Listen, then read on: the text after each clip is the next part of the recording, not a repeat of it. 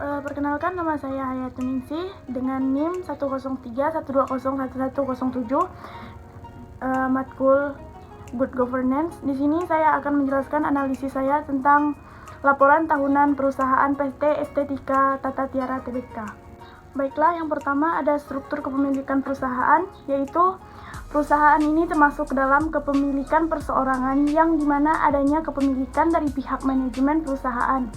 Kepemilikan manajerial adalah situasi di mana manajer memiliki saham perusahaan atau dengan kata lain manajer tersebut sekaligus sebagai pemegang saham perusahaan.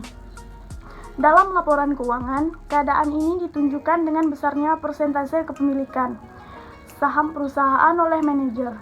Manajer perusahaan yang sangat baik sehingga membuat penjualan produk meningkat dan ini menjadi salah satu perusahaan sukses untuk menjual produknya dan meningkatkan penghasilan. Dengan kinerja manajemen yang diharapkan dapat mengurangi masalah dalam hal pemasukan dan pemasaran oleh suatu perusahaan sehingga segala tujuan dan dapat tercapai. Dengan manajer juga sebagai pemilik perusahaan, maka manajer tidak akan merugikan pemegang saham dan investor termasuk dirinya. Cara ini dapat mengurangi biaya keagenan atau agensi cost. Manajer dan pemegang saham dapat diminimumkan melalui mekanisme pengawasan yang dapat mensejajarkan kepentingan masing-masing.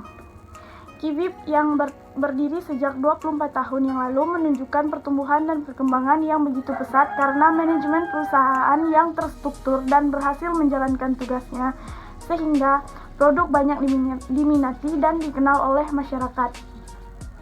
Perseroan semakin memantapkan eksistensinya dengan melantaikan di Bursa Efek Indonesia pada 10 Januari 2019 sebagai perusahaan publik dan resmi mengukuhkan perseroan dengan kode emiten BEEF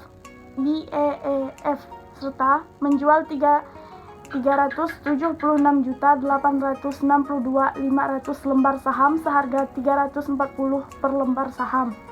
Total dana yang terhimpun dari aksi penawaran ini sebesar 128,13 miliar.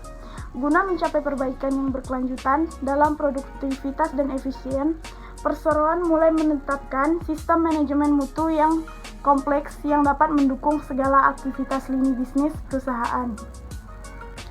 Selanjutnya ada perlindungan terhadap hak pemegang saham, yaitu menyetujui penyesuaian pasal 3 Anggaran Dasar Perseroan untuk memenuhi ketentuan Peraturan Pemerintah Nomor 24 Tahun 2019 tentang pelayanan perizinan terintegrasi secara elektronik dengan nomor PP 24/208 dalam rangka penyesuaian dengan KBLI 2017 mengenai maksud dan tujuan serta kegiatan usaha perseroan berdasarkan klasifikasi baku lapangan usaha Indonesia KBLI 2017.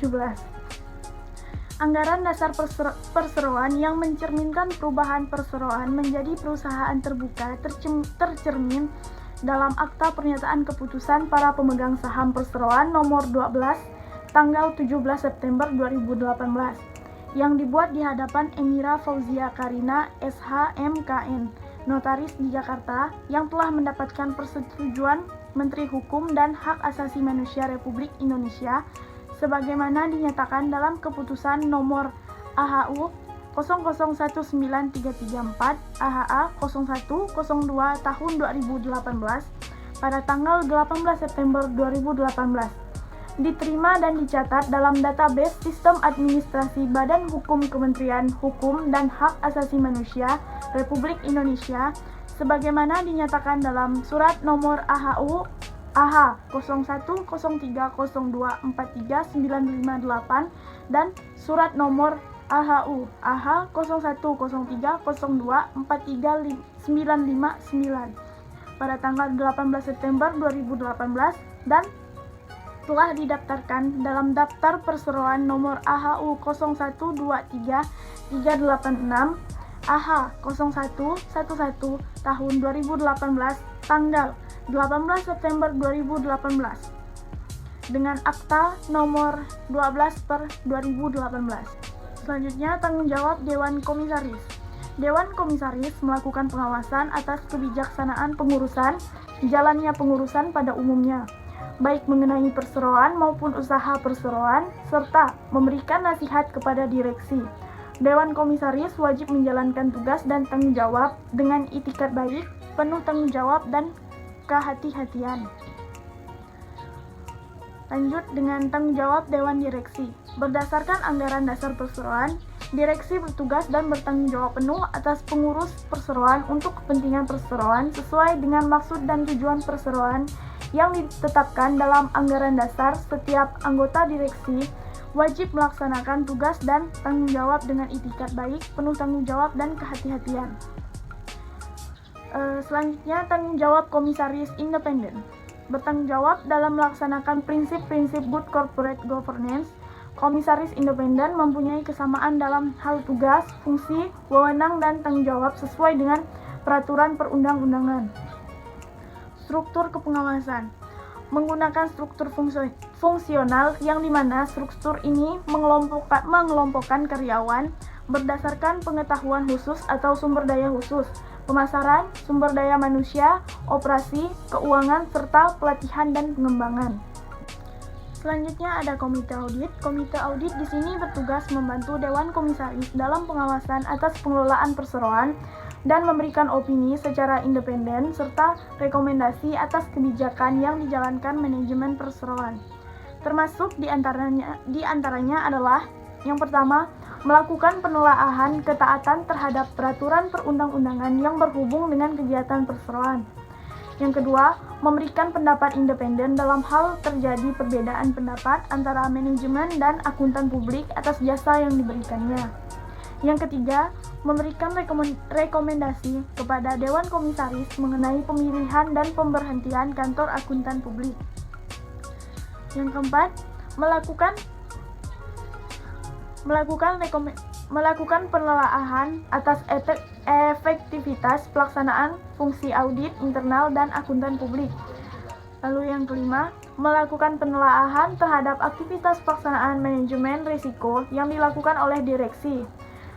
Lalu yang keenam, menelaah dan memberikan saran kepada Dewan Komisaris terkait dengan adanya potensi pembenturan kepentingan perseroan serta menjaga kerahasiaan dokumen dan data informasi perseroan.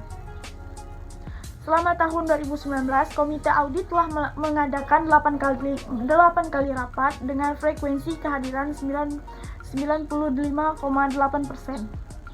Selanjutnya ada Komite Nominasi dan Komite Remunerasi. Perseroan membentuk Komite Audit berdasarkan Peraturan Otoritas Jasa Keuangan Nomor 55 per POJK Nomor 04 tahun 2015 tentang pembentukan dan pedoman pelaksanaan kerja Komite Audit. Komite Audit diangkat berdasarkan keputusan Dewan Komisaris pada tanggal 22 April 2019. Jabatan dapat diberhentikan sewaktu-waktu oleh Dewan Komisaris. Berikut komposisi Komite Audit, yaitu ada Indra Josepa, Komisaris Independen sebagai ketua, dan anggotanya Budi Satria Adu sebagai komisaris, dan anggota ada Irawan. Selama tahun 2019, Komite Nominasi dan Remunerasi telah menyelenggarakan rapat sebanyak 3 kali dengan frekuensi kehadiran 100% selama tahun 2019. Komite Nominasi dan Remunerasi tidak melakukan pelatihan.